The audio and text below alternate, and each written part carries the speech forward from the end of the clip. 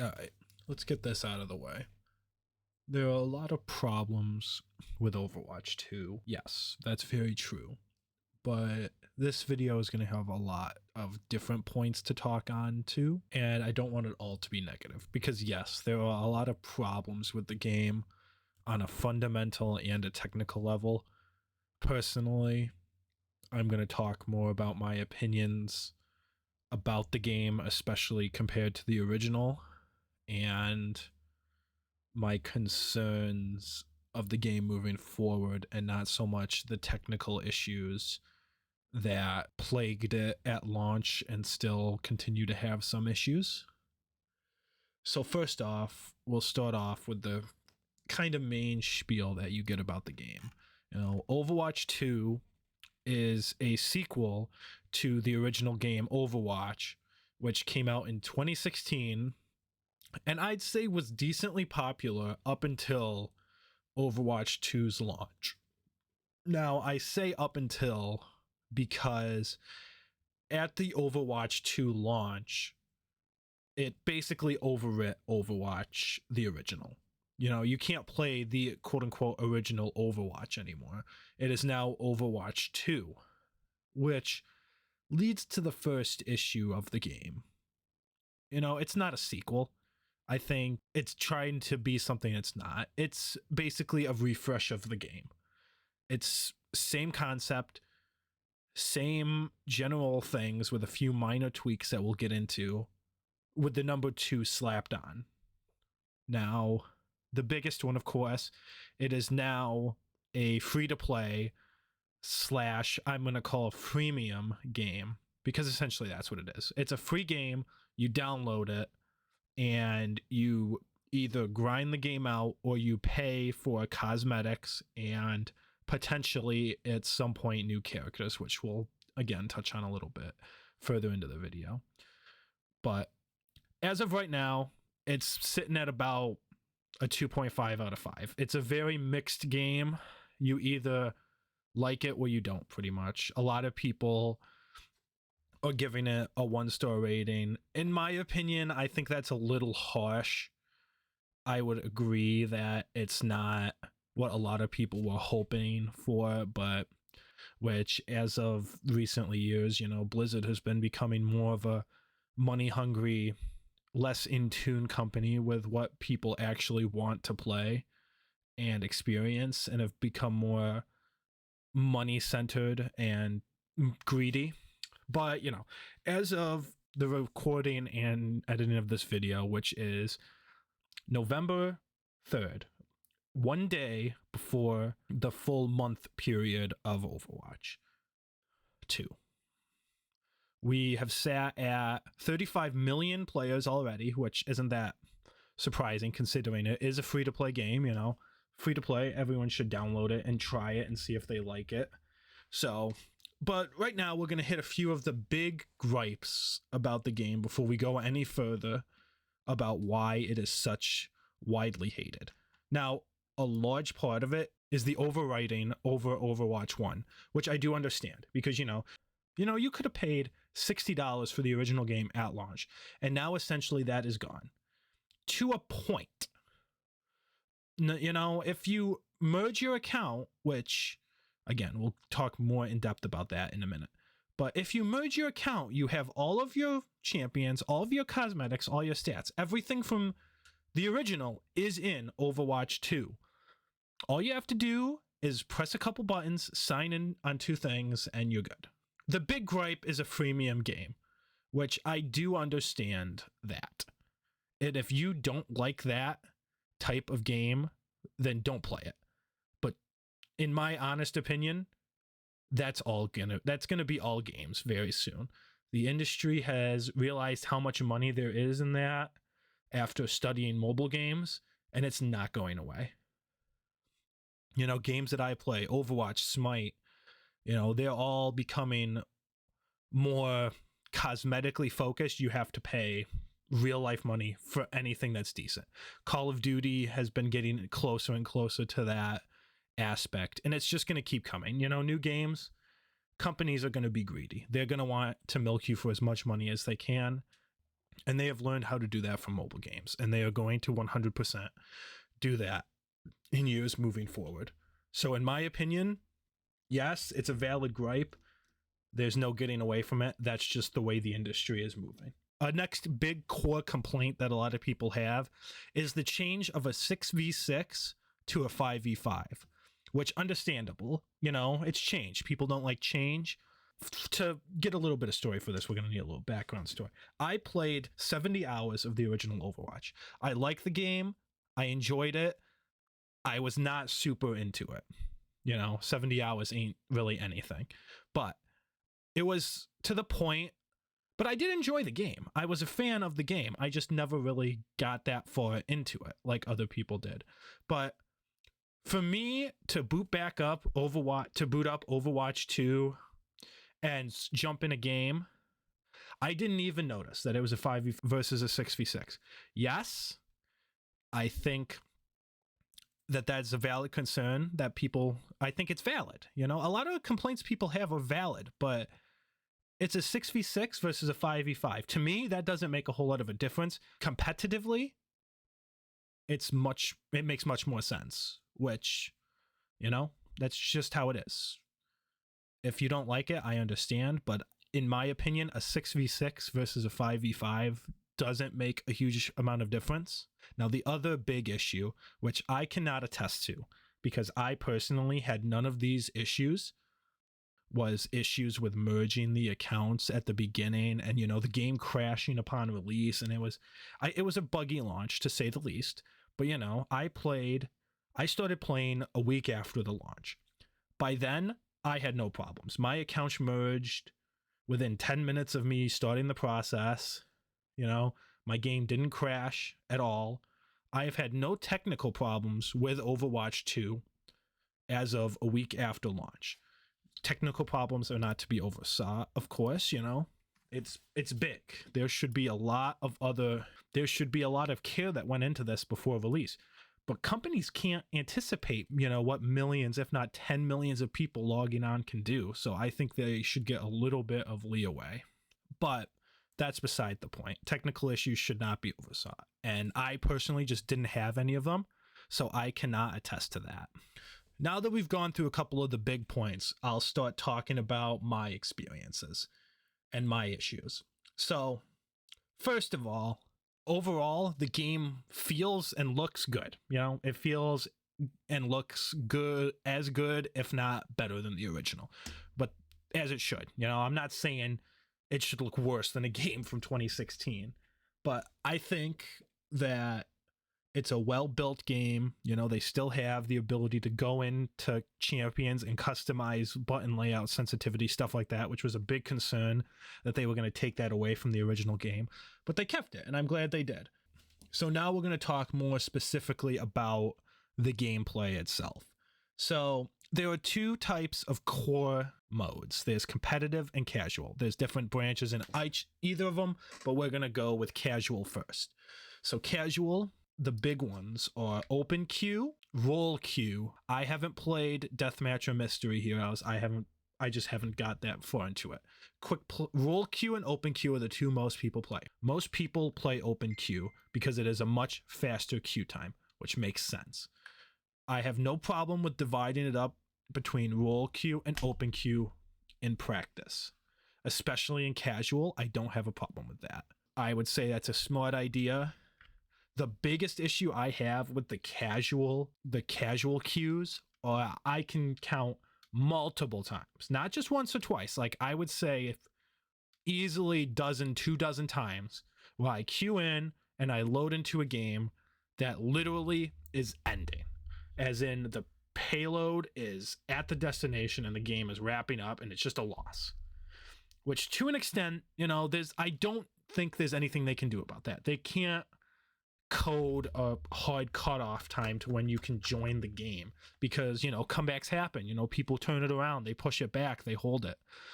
But it's just one of those things that I don't know what they could possibly do about it. But it's a little annoying little quality of life thing that I wish there was something they could do about it, but I don't think there's a good answer for it. Next, we're going to talk competitive. Competitive is where I get some problem. There are only 2 queues in competitive: role queue, open queue. Most people who play super competitively are gonna probably want to do role queue because it's a guaranteed specific team comp. But to a certain extent, I disagree with that because I think there are multiple scenarios. You want 2 damage, you want 2 healers, you want 2 tanks, but you're forced into a set team composition that, sometimes you might want to do 3 damage, 1 tank, 1 healer to get a push. Sometimes you might want to do 3 tank, 1 healer, 1 damage to defend better. I think you should be able to play around with those rules, but I understand why people would like it because I've had multiple times where all the teammates just want to play is just all damage, which can be annoying because you almost always lose. But that leads me to the big problem I have with the role queue is if you don't want to play a healer, you could be waiting, I kid you not, 6+ minutes. It's like, why? That's ridiculous. I don't want to wait 6 minutes just because I don't want to play a healer. That's just not time efficient. 6 minutes is a whole game. I don't want to wait in the game a whole game's worth of time to play the game. And then they give you an incentive to play support or all queue with battle pass XP, which, yes, it's always been a problem. It's always going to be a problem in every game. No one wants to play support roles. Everyone wants to play the damage. They want to get the kill. They want the glory. I get that. But I'm saying even tanks are on busy times a 5-minute plus queue. And that's just ridiculous to me. I understand, that's just the breakdown how people play. You can't do anything about it. It is like that. I'm basically resigned to play open queue because I don't want to wait 5-6 minutes for a game every single time unless I want to play a healer. But that takes me to my issue with the competitive ranking. I'm sorry. I get 7 wins, 20 losses. That's what they need to progress a rank / get a rank. 7 wins, 20 losses. Makes sense for placement. 7 wins or 20 losses to adjust your rank is stupid. Just at the end of every game, like every other competitive game in the world, as far as I'm aware, just adjust it after every game. Don't make someone wait 7 games, bare minimum, to see if all the time they put into competitive was worth it. Because more than not, it's not. It could take you a full day, 2 days to even get a rank change. And then that's assuming, because that leads to the other big problem I've had with the competitive queue, is the deserting is ridiculous, even in competitive. In casual, it is what it is. People drop in, drop out, they leave, they come back. It is what it is. Competitive, to me, that's the game you sit there and you play. It doesn't matter if you're losing. You sit there, you finish the game. But I can count, again, we're in dozens of times that people get on competitive and they just leave in the middle of the game, or literally like right when the game starts. And it's just like, why would you even queue for competitive? You're ruining your own game, you're ruining ours, you're ruining everyone. And it's not like, the game ends. If you're after, I don't know what the exact time is, it escapes me at the moment, but if you're after a certain amount of time, the game doesn't end. Your team is just screwed because they're almost guaranteed to lose. It's just a pure numbers game. There's only been 2 games out of the dozens where we've managed to pull off a 4v5. But it is what it is, Deserting is always going to be a problem. I think they need to make the penalties worse. It comes up, your teammate has left. If you leave in the next whatever, you get, why? You're already supposed to get a deserter penalty for leaving competitive anyway. Why would you reinforce this? Make the penalty harsher. Make it you leave, you can't play competitive for a week. Leave twice, 2 weeks. Leave a third time, you're banned. Make a harsher penalty. Make it so you can't progress in the battle pass. Do something with it so people stop leaving these competitive matches, because it really is hurting specifically competitive gameplay which is the gameplay that the more hardcore fans are going to play and want to play. And it really is turning a lot of us off to the game itself. You know, the next we're going to go into a little bit more specifically on the game balancing thing. As far as I know, there's been one round of nerfs so far for Overwatch, and it was the beginning of November. The nerfed champions were Zarya, D.Va, Sombra, Kiriko, and Genji, of all people. Now, Zarya 100% needed it, still needs it. In my opinion, Moira still needs it. Because these are champions you see every game and are consistently doing the best on the team. That means something about them is imbalanced and needs to be fixed. I would say in both cases, the damage output is too high. Genji, now, I would say he's horrible. He's consistently not in a game. When he is, he's at the bottom of the team. I would say D.Va, you know, D.Va's been kind of top tier since the original. There's just nothing you can really do about it. Sombra, Kiriko, I would say they're pretty well balanced right now. But Zarya and Moira, I would say, are extremely in need of a nerf. They do too much damage and they just don't die. And I would say that is the consensus across the board. Talking to several people, they all say, you know, Moira needs a nerf bad. Sigma needs a nerf. Zarya needs a nerf. You know, it is what it is. I would argue personally, most tanks need a nerf right now.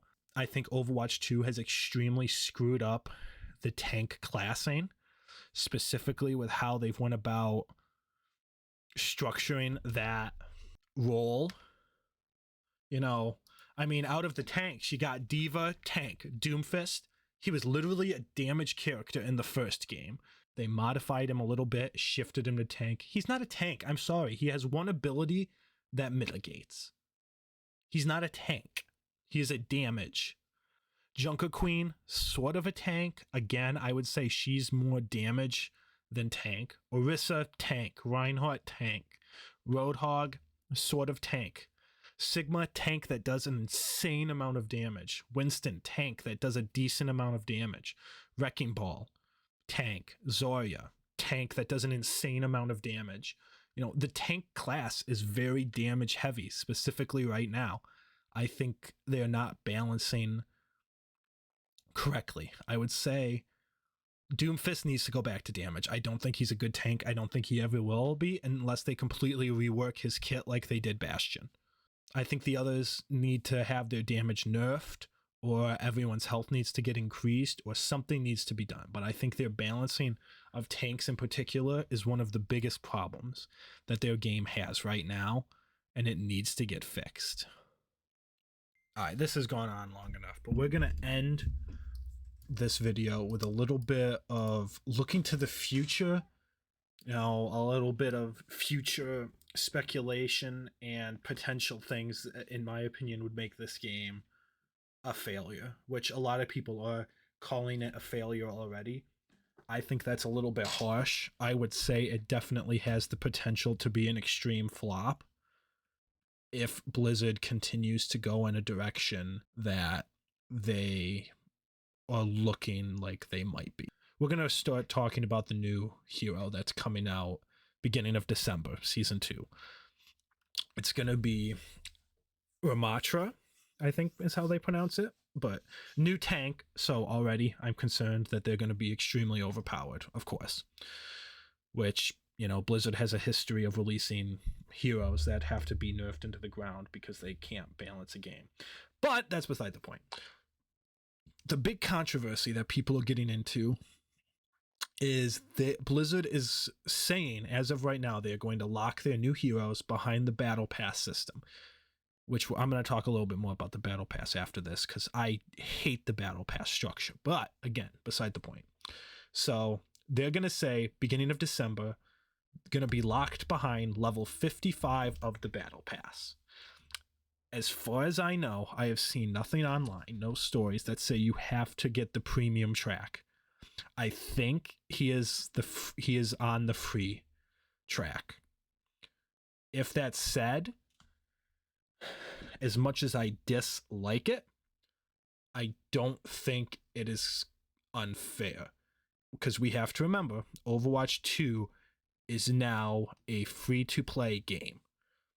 You don't have to buy the game. You get these characters either for free because you bought the old one, or by playing the game, getting whatever currency, whatever, in the battle pass and unlocking the characters. You don't have to pay a penny for it. If they keep him as a free step on the battle pass, as much as I dislike it, I don't think it's unfair. He's going to be level 55, so not an incredibly low level, but also not an incredibly high level.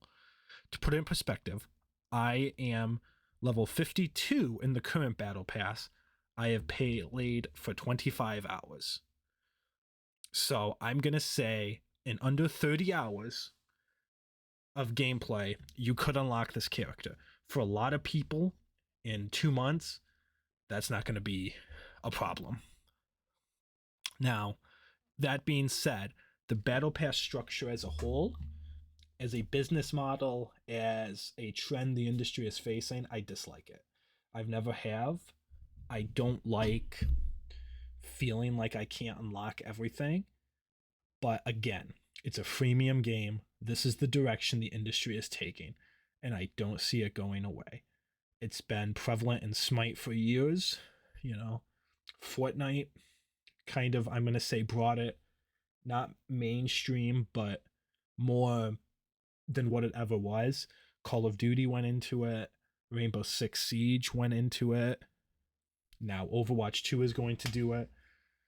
It's just the way the industry is going, and I don't think there's any way around it, barring some massive industry outcry, which I don't foresee happening, because there are going to be people that just don't give a shit and pay to fully unlock it just so they don't have to play. I have friends, that'll buy the battle pass on certain games. They'll pay whatever the extra money is to unlock it, and then they will proceed to grind the game. It's like, why would you do that? Just unlock the battle pass and grind the game. But they just don't care, and that's their choice. That's how you do your money. That's not how I do. That doesn't financially make sense to me. But I'm going to say I think Blizzard is going to abuse the battle pass and their currencies and everything to really get as much money as they can from their consumers, especially now that they have the excuse that it's a free game. We got to recoup some money. We got to do this. We got to do that. It's a free game, but also, how much money did you really spend to code it, to get it? Because it's pretty much Overwatch 1. So that argument to me is kind of invalid, because if you spent millions, billions of dollars to release essentially the same game again, I think there's something going on that's like, what are you doing? What the hell is going on in your mind? But that's beside the point. The other thing I want to touch on now is, as far as cosmetics go, I think Blizzard is being extremely greedy. I'm not going to disagree with anyone who says that. I'm going to say the Overwatch coins, which are their in-game currency, I'm just going to say it's $5 per 500 coins. You get a little bit more, if you pay the $100, but I'm going to essentially break it down to be $5 per 500 coins. Every legendary skin, bare minimum, 2,000, unless it's a discount. That's $20 for a skin on a game that costs Blizzard $0 to sell you. They code it into the game. They have an artist. They could easily be charging you half, if not a quarter of the price. But no, they're charging you $20 for something that you don't need to play the game. Again, you don't need any of these cosmetics to play the game and enjoy the game. So I think having that is a fundamental reason why you hate the game, or you have an issue with the game, is a bit of an issue. But I do understand people's arguments. Yes, I'm not saying it's not overpriced. You are literally, I don't buy cosmetic shit for games. I don't. I don't like to spend money, especially on games I've already bought. But A lot of people want skins. A lot of people like skins. They want to stand out. They want to, you know, look at their sprites and say, oh, I like the way this looks. But, you know, we're talking $20 for a legendary skin. We're talking $10 for, you know, a rare skin. We're talking $5 for, you know, a highlight or an animation. You know, it's just, in my opinion, that's incredibly ridiculous. And I think Blizzard is being very greedy, and that's why I'm concerned about what they're going to do moving forward. I think the ball is in their court to ruin their game. I don't think as of right now it's ruined. I think as of right now it's at a very dangerous spot. I think as of right now it is a revamp and a patch to the original game that they're marketing as a sequel, which it's just not a sequel. It's the same game. It's basically up to Blizzard now if they continue / will ruin their game, or if it's going to be a turnaround success story. So there might be a little bit of a follow up to this in December, you know, after a couple months into the game, when we find out the way Blizzard is going to take this. But I don't have very high hopes, unfortunately. I enjoy the game, but I think Blizzard's greed is going to be the death of it, even more than it already is. All right. That's been a long enough video of me ranting about corporate greed. See you next time.